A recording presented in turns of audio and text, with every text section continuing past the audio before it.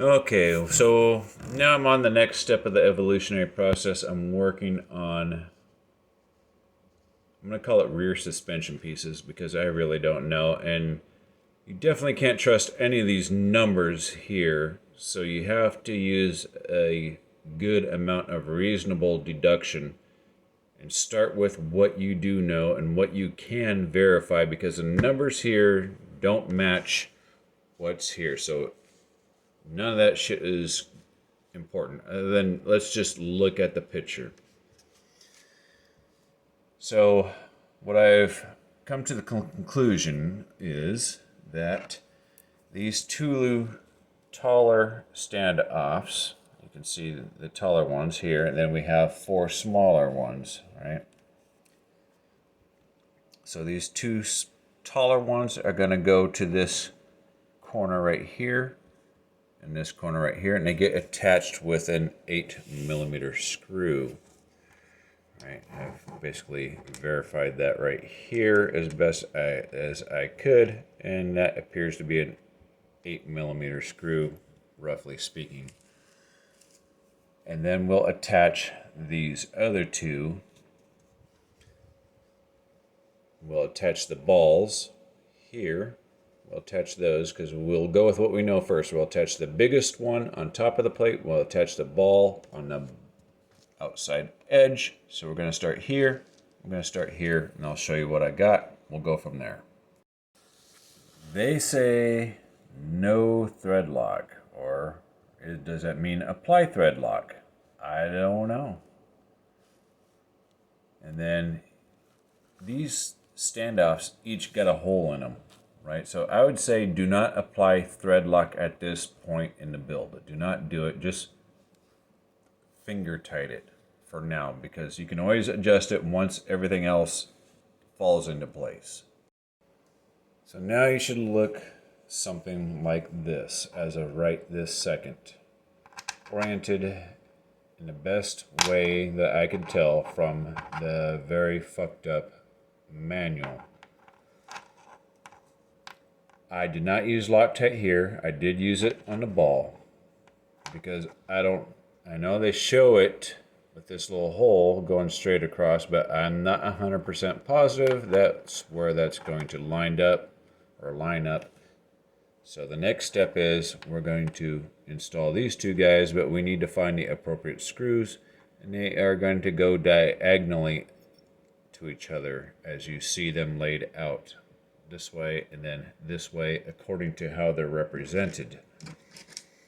So that's going to be maybe hard to see that on the camera. Let me cover the one that's not being used. So it's going to be those two screws, those two holes right there. That's how this one's going to lay out, and then it's going to be the opposite for that one. So now it's just a matter of finding out what screws it is. More than likely, I'm guessing it's one of these, or a few of those actually, but no, it's not going to be that one because, again, using logic, none of these holes are countersunk, right? So we can eliminate the tapered seat. We can eliminate just the two of them because we need more than two. And these are countersunk. That's countersunk. So that just leaves me with these right here. So I need 1, 2, 3, 4 for right now. I need 4 of those. So this is basically how it's laid out. Forget your owner's manual as of right now. And I did not put any Loctite on these guys because there are some holes in here. I'm not sure what those are for.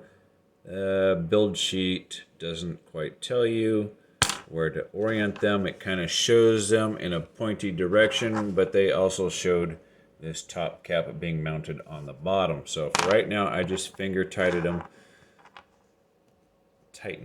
them. And then, as you can see, they kind of diagonally oppose each other to line up with those two diagonally opposed holes, like so. One there, and one there, like so. And then I'm sure we're going to use 4 more of the very same panhead screws unless the chassis is countersunk. So let's turn over the chassis and verify that it's okay. So we're probably going to use countersunk screws. That's what it looks like. So we'll change out to 4 countersunk screws.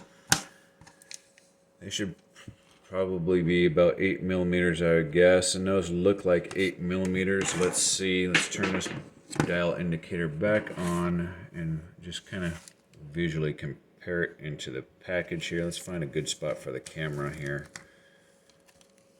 I guess move that pen out of the way. And it's a little bit less than 8 millimeters, but being in how, or seems how that it's countersunk, that's probably going to be it, just by guessing. Definitely not a pan head. And I got 2 larger countersunk screws in there. It's not going to be those 2, so you have to use a large amount of reasonable deduction. Always go with what you know, then process of elimination from there. So those 4 screws there, those countersunk screws, are actually approximately 6 millimeters. They will go through the bottom of the chassis and into here. I would not use Loctite at this point in the build until you know for sure the orientation of where these holes are going. So for now, we're just going to assemble it just to see where it is. We can always take it back apart and apply Loctite where needed. So as of this point, you should have a product that looks similar to that right there. There is no thread lock at this point in time, here, or on the reverse on the bottom side. We used panhead screws on top, and we used flush trim screws or tapered seat screws on the bottom. And then we'll move on to the next step. That was for page 14 of the F as in Foxtrot bag.